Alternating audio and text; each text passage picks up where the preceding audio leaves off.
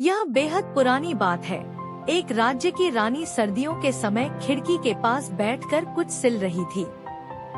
अचानक उसकी उंगली में सुई चुभ गई और रानी का खून पास ही बर्फ पर जा गिरा। इस घटना को देख रानी के मन में एक ख्याल आया कि काश मेरी एक बेटी होती जिसका रंग इस बर्फ की तरह ही सफेद होता, उसके होंठ खून से भी लाल होते और बाल काली घटाओं से भी काले होते। कुछ समय बाद ही रानी को एक बेटी हुई और वो ठीक वैसी ही थी जैसी उन्होंने कल्पना की थी, इसलिए उसका नाम रखा गया स्नो वाइट। कुछ समय बाद रानी की मृत्यु हो गई और कुछ समय बीतने के बाद राजा ने दूसरी शादी कर ली। वो नई रानी भी बहुत खूबसूरत थी। रानी के पास एक जादुई आईना था जिससे वो हर दिन पूछती कि बता इस दुनिया में सबसे सुंदर कौन है। चूंकि वो आईना कभी झूठ नहीं बोलता था तो वो हमेशा कहता आप ही सबसे सुंदर हो रानी। यह सुनकर रानी बहुत खुश होती।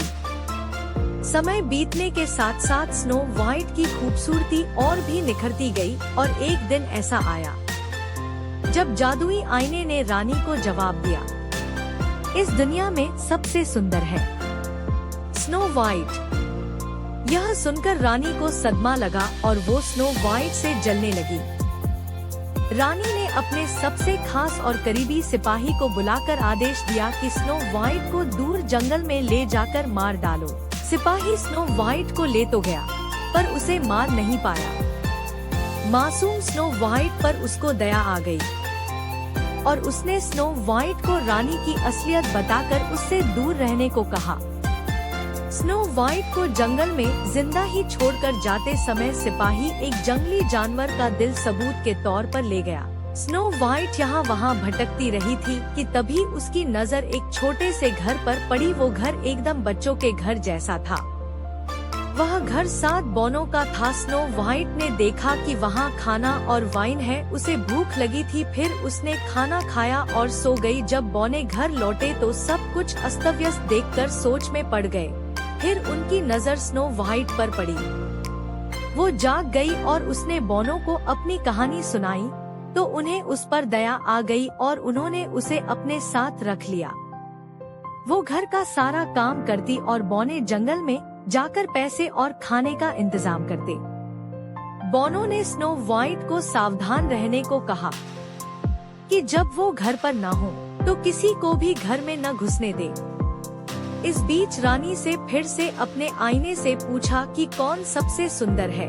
आईने ने कहा आप बेशक सबसे सुंदर हैं, लेकिन जो आपसे भी सुंदर है और वो पहाड़ों के उस पार है, 7 बौनों के साथ रहने वाली स्नो वाइट। रानी गुस्से में आग बबूला हो गई और उसने स्नो वाइट को खत्म करने का बीड़ा खुद उठाया। उसने एक बुढ़िया का वेश बनाया और कंघी बेचने वाली बनकर जंगल की तरफ चल पड़ी।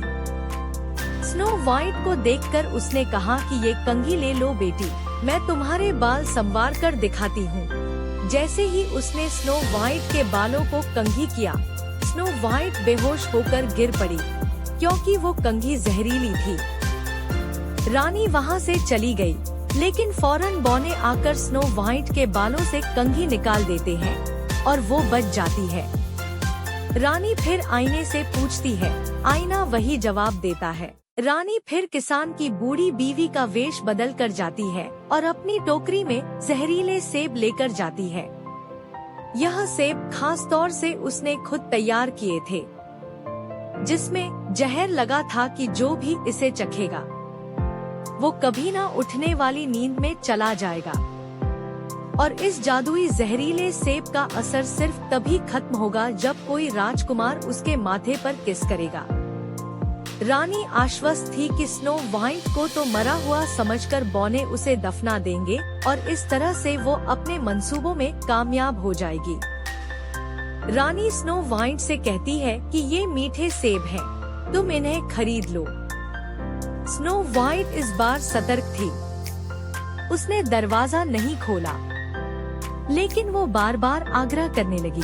फिर उसने एक सेब के 2 टुकड़े किए, जिसका एक टुकड़ा जहरीला था और दूसरा जहरीला नहीं था। रानी ने सादा वाला टुकड़ा खाकर कहा कि देखा इतना रसीला सेब है, मैं भी लालच नहीं रोक पा रही। स्नो व्हाइट को लगा यह सच कह रही है। उसने भी दूसरा टुकड़ा चखा, लेकिन उसे चखते ही वो बेहोश होकर गिर पड़ी। रानी हंसते हुए चली गई, क्योंकि इस बार उसने बेहद जहरीला वार किया था, जिससे बचना स्नो व्हाइट के लिए नामुमकिन था। स्नो व्हाइट ऐसी अवस्था में चली गई थी जहां अस्थायी तौर पर उसके शरीर के अंग क्रियाशील नहीं थे। बौने भी उसे बचा नहीं सके और उन्हें लगा वह मर गई। सभी फूट फूट कर रोने लगे और उसके लिए कांच का बॉक्स तैयार किया और उसे उसमें सुला दिया। कांच के बॉक्स पर लिखा कि यह अनमोल है। इस बीच रानी आईने से पूछती और आईना कहता, तुम ही सबसे सुंदर हो।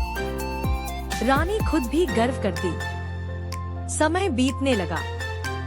कुछ समय बाद ही उस जंगल से एक सुंदर राजकुमार जा रहा था। उसने स्नो व्हाइट को देखा और उसका दीवाना हो गया। बौनों ने भी देखा कि ये राजकुमार क्या करेगा। राजकुमार बेहद दुखी था कि जिस लड़की से मुझे प्यार हुआ वो तो जिंदा ही नहीं है। उसने कॉफिन का कांच खोला और सोचा अलविदा करने से पहले उसको आखिरी बार देख ले। राजकुमार ने कांच खोला और स्नो व्हाइट को भावुकता में एक किस कर दिया। किस करते ही रानी का जादू खत्म हो गया। स्नो व्हाइट जिंदा हो गई। राजकुमार की खुशी का ठिकाना न रहा। बौने भी खुशी से उछल पड़े। राजकुमार स्नो व्हाइट को अपने देश ले गया।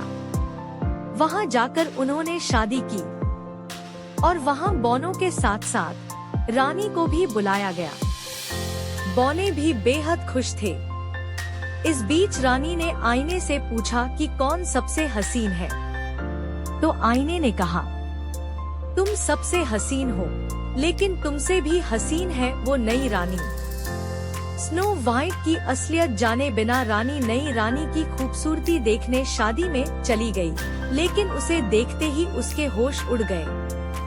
जब ये बात राजकुमार को पता चली तो उसने रानी को देश निकाला दे दिया और स्नो व्हाइट राजकुमार के साथ खुशी खुशी रहने लगी।